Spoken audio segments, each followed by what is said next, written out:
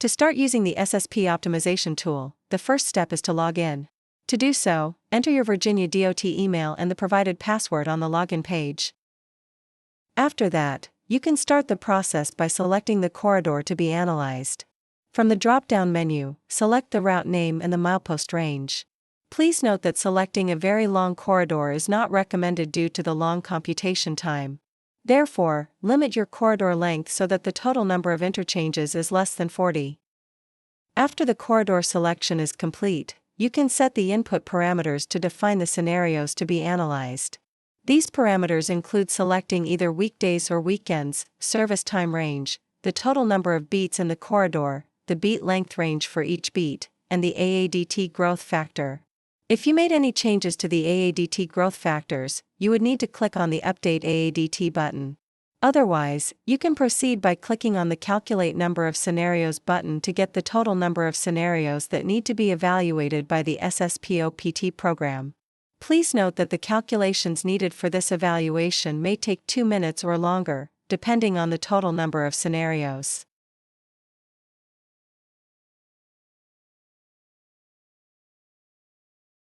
After completing the parameter selection, you can click on the Incident Generation button. This will generate the expected incidents along the corridor for 40 different days. The model will simulate the operations of the SSP vehicles based on these generated incidents. After the incidents are generated successfully, their attributes will be loaded automatically as a data table on this page. Then, once the incident data is ready, you can click the Run SSP Simulation button to execute the simulation. During the simulation, there will be a progress bar shown on the bottom right of the panel.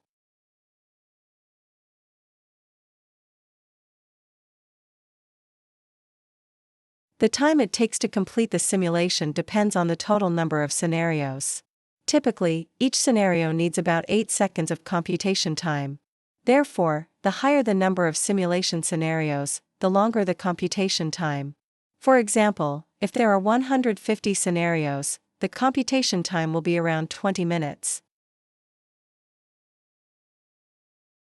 Once all scenarios are evaluated, a message will be displayed to inform the user that the simulation is completed. Then, you can click the Download Results button to save the simulation results on your local computer.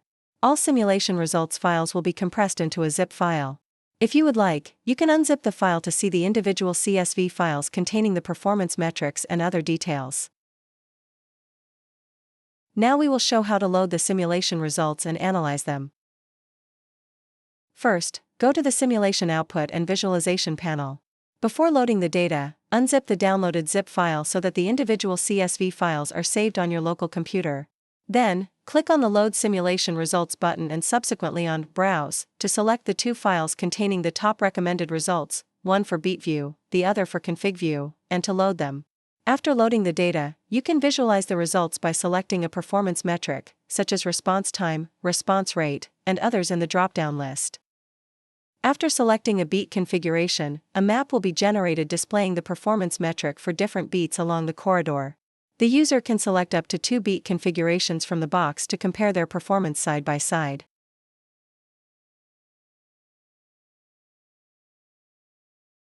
In addition, you can go to the Performance Charts panel to get the summarized scatter plots of different performance metrics. These charts can be downloaded and saved on your local computer as well.